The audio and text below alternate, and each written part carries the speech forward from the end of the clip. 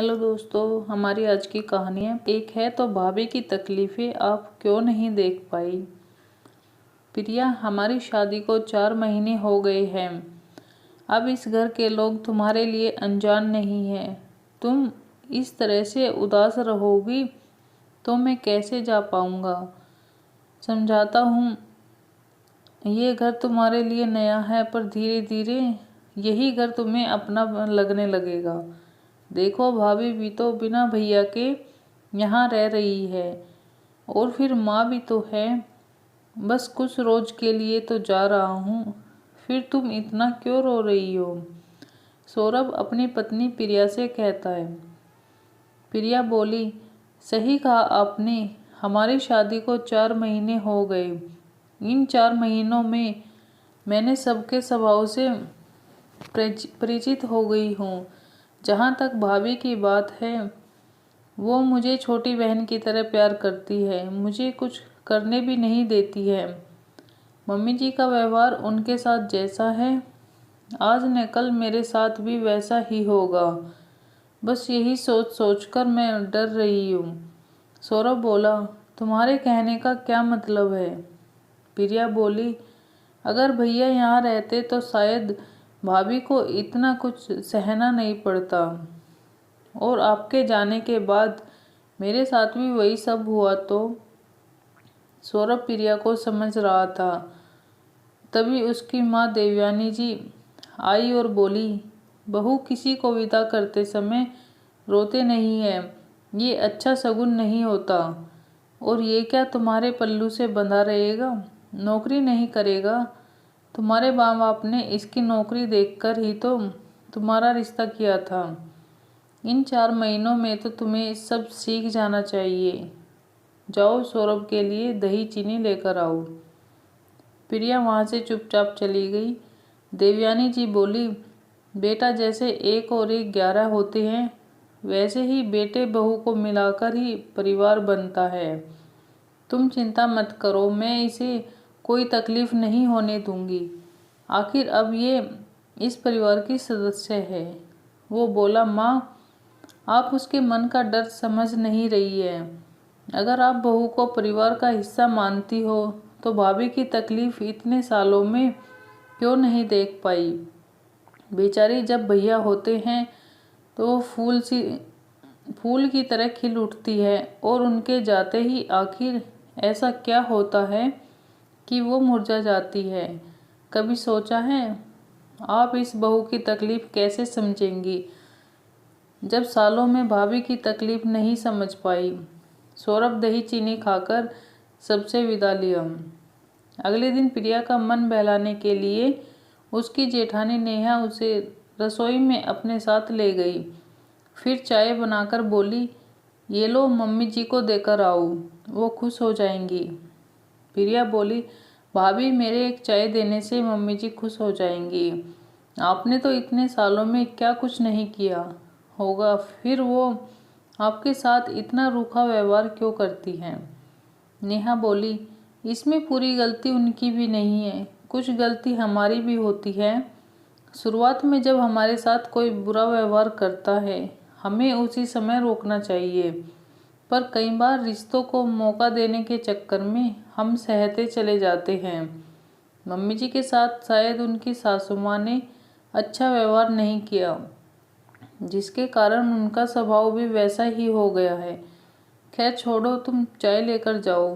हंसी मजाक करते 2 दिन कैसे बीत गए, प्रिया को पता भी नहीं चला। अगले दिन देवयानी जी रसोई में आई और बोली, छोटी बहू, लगता है तुम्हारे पास कोई काम नहीं है, तभी पूरे दिन हंसी ठिठोले में बिता देती हो। कम से कम अपना कमरा ही ठीक कर लो। तुम्हारी शादी के समय से ही उस कमरे में इतना सामान बिखरा पड़ा है, उसे ही व्यवस्थित कर लो। घर में पति ना हो तो अपना मन काम में लगाना चाहिए, न कि सास की बुराई करने में। इतना कहकर वो चली गई। उनके जाते ही प्रिया उदास हो गई। नेहा बोली, प्रिया, बच्चों को आने में समय है, चलो रसोई का काम खत्म करके तुम्हारे कमरे को एक नया रूप देते हैं। देवर जी आते ही खुश हो जाएंगी। यह सुनकर प्रिया भी चहक उठी। फिर दोनों ने मिलकर उस कमरे को ठीक किया। अगले दिन सुबह से प्रिया सौरभ का इंतजार कर रही थी। जैसे ही सौरभ दरवाजे से अंदर आया, प्रिया बच्चों की तरह भागकर उसके गले लग गई। आस पड़ोस की औरतें देखकर हंस रही थी। वहीं नेहा प्रिया की खुशी देखकर खुश हो रही थी। तभी कल्याणी जी ने आवाज लगाई, छोटी बहू, तुम्हारा पति कहीं भाग नहीं जाएगा? उसके घर के अंदर तो आने दो। अचानक प्रिया को ख्याल आया कि वो अपने ससुराल में है। उसने दुपट्टे को अपने दांतों में दबाया और शर्माते हुए सौरभ से अलग हो गई। सौरभ मुस्कुराते हुए माँ का पैर छुआ और अपने कमरे में चला गया। वही कल्याणी जी प्रिया को आंखें दिखा रही थी। हाँ, प्रिया को चाय देते हुए बोली, ये लो, जाकर देवर जी को दे दो और जितनी बातें करनी है कर लो, बस थोड़ी देर मम्मी जी के सामने मत जाना। प्रिया सब समझ गई और मुस्कुराते हुए चली गई। धीरे धीरे समय बीतने लगा। करीब 2 महीने बाद नेहा के पति महेंद्र छुट्टी लेकर आए। प्रिया ने महेंद्र का आशीर्वाद लिया तो महेंद्र ने कहा, और कहो प्रिया, इस घर में मन लग गया? प्रिया बोली, भाभी है तो मन लग ही जाता है, बस भाभी का मन नहीं लगता। महेंद्र हर बार की तरह आज भी नेहा को रसोई में देख मुस्कुरा रहा था। रात के खाने में नेहा ने सबकी पसंद की चीज़ें बनाई। सब खाना खाकर अपने अपने कमरे में चले गए। प्रिया बोली, भाभी मैं रसोई का काम देख लूँगी, आप जाइए। तभी कल्याणी जी आई और बोली, बड़ी बहू, आज मेरे पैरों में बहुत दर्द है, तुम तेल लगा दो। प्रिया बोली, मम्मी जी मैं लगा देती हूँ, भाभी बहुत थक गई है। देवयानी जी बोली, बहू यहाँ सखी पूर्वा मत किया करो, अपना अपना काम किया करो। तभी सौरभ आया और बोला, क्या हुआ माँ, आप नाराज क्यों हो रही हैं? नेहा चुपचाप रसोई में तेल गरम करने चली गई। कल्याणी जी बोली, मैं तुम्हारी पत्नी का ख्याल रखती हूँ, पर यह है कि मेरी एक नहीं सुनती। प्रिया बोली, मम्मी जी आप अगर मेरा ख्याल रख सकती हैं तो भाभी का क्यों नहीं? कितने दिनों बाद भाभी को भी भैया आए हैं, भाभी को भी तो मन की बातें करनी होगी। और जहां आपके पैरों के दर्द का सवाल है तो आपके पैरों में तेल तो आपका बेटा भी लगा सकता है। क्यों जी, आप अपनी माँ की सेवा नहीं कर सकते? जरूरी है कि मम्मी जी को भाभी ही तेल लगाएं। प्रिया ने सौरभ को इशारा किया। सौरभ समझ गया और बोला, हाँ माँ, बहुएं तो आपकी सेवा करती ही हैं, चलिए आज मैं आपकी सेवा करता हूँ। इतना कहकर वो नेहा के हाथों से तेल लिया और माँ के साथ चला गया। कमरे में कल्याणी जी बोली, सौरभ मैं कह रही हूँ अपनी पत्नी को समझाओ, ऐसा न हो कि आगे चलकर वो तुम्हारी भी ना सुने। वो बोला, माँ बहुओं के बारे में शायद आपकी राय गलत है। दादी ने जैसा व्यवहार आपके साथ किया, आप वही अपनी बहू के साथ कैसे कर सकती है? एक बार सास नहीं माँ बनकर उनकी तकलीफ़ों को समझिए, तो सारी परेशानी दूर हो जाएगी। इतना कहकर सौरभ चला गया। अच्छे दिन बहुत जल्दी बीत जाते हैं। देखते ही देखते महेंद्र के जाने का समय भी आ गया। एक सुबह नेहा को जागने में थोड़ी देर क्या हो गई, देवयानी जी ने सारा घर सर पर उठा लिया। जब नेहा चाय देने गई तो वो गुस्से में बोली, अब फुर्सत मिली है तुम्हें?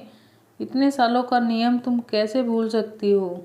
महेंद्र बोला, माँ आपको कौन सा नौकरी पर जाना है? एक रोज़ अगर चाय थोड़ी देर से भी पियोगी तो कोई दिक्कत नहीं है। माँ घर की शांति बनी रहे उसके लिए कुछ चीज़ों को नज़रअंदाज करना भी आना चाहिए, वरना जिस तरह से आप आवेश में आ जाती हैं, अगर सीमा के सैनिक आ जाए तब तो रोज़ जंग होती रहेगी। शाम को जब महेंद्र जाने लगे तो नेहा की आंखों में सवाल थे कि आखिर कब तक। देवयानी जी बोली, बेटा तुम यहाँ की चिंता मत करो, जब तुम यहाँ नहीं रहते हो तो तुम्हारी पत्नी की तकलीफ देखने के लिए मैं हूँ। महेंद्र बोले, माँ जो सालों में आपसे नहीं हो पाया वो मेरे जाने के बाद कैसे कर लेंगी? ये सब कहकर क्यों खुद को झूठा साबित करती हैं? रहने दीजिए। आप किसकी तकलीफ कितना समझती है मैं भी जानता हूँ। मैं देश के दुश्मनों से लड़ सकता हूँ पर अपनी माँ से नहीं लड़ सकता। इतना कहकर महेंद्र चला गया। नेहा ने मुस्कुराते हुए महेंद्र को विदा किया। प्रिया नेहा से बोली, भाभी आप कहाँ से इतना साहस और धैर्य लाती हैं? मुझ में तो शक्ति दोनों का रूप होती है, बस वक्त पड़ने पर कभी सरस्वती तो कभी काली का रूप लेती है। कुछ रोज बाद देवयानी जी की चाय प्रिया ने बनाई तो देवयानी जी गुस्से में नेहा से बोली, बहू तुम जानती हो मुझे कैसी चाय चाहिए, फिर तुमने छोटी बहू के हाथों से क्यों भिजवाया? नेहा बोली, मम्मी जी अपनी आदतों को बदल लीजिए। मेरे बच्चे बड़े हो गए हैं, उनकी ज़रूरतें भी बढ़ गई हैं, तो मुझे उनके हिसाब से काम करना पड़ता है। अगर प्रिया की बनाई चाय हम सब पी सकते हैं तो आप क्यों नहीं? इतना कहकर नेहा वहाँ से चली गई। नेहा के बदले रूप को देखकर हर कोई हैरान था। देवयानी जी सौरभ को बोली, महेंद्र को गए हुए 2 रोज भी नहीं हुए हैं कि इसका रूप बदल गया।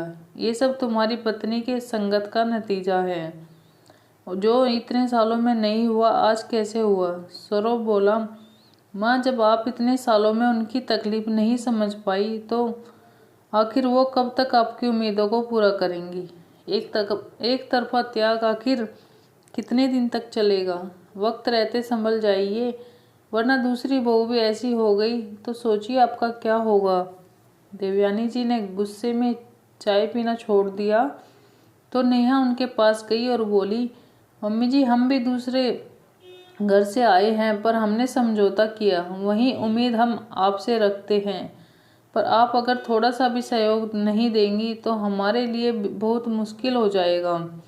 बहू अगर सास की तकलीफ़ों को समझ सकती है तो क्या सास बहू को बेटी समझकर उसकी तकलीफ नहीं समझ सकती? इतना कहकर वो चली गई। देवयानी जी को एहसास हुआ कि उन्होंने खुद अपनी बहू को खुद से दूर किया। जो गलती अब वो नहीं दोहराएंगी। वक्त बीता। अब साल में एक आध बार जब बच्चों की छुट्टी होती है तो नेहा महेंद्र के पास चली जाती है। इधर देवयानी जी प्रिया के साथ मिलकर घर को संभालती है। एक दूसरे का सहयोग मिलता रहा तो सबकी तकलीफ़ों का अंत हुआ। मेरा अनुरोध है उन माँ और बहनों से जो आगे चलकर सास बनेगी या सास है, अगर हम अपनी तकलीफ़ों से सीखें तो कभी अपनी बहू बेटियों के साथ ऐसा व्यवहार ना करें कि उनकी तकलीफ़ का कारण हम बन जाए। तो दोस्तों आज की कहानी आपको कैसी लगी कमेंट करके ज़रूर बताना। वीडियो अच्छी लगे तो लाइक और शेयर करना। चैनल पर पहली बार आए हैं तो चैनल को सब्सक्राइब करना। मिलते हैं किसी नई वीडियो के साथ, तब तक के लिए बाय बाय।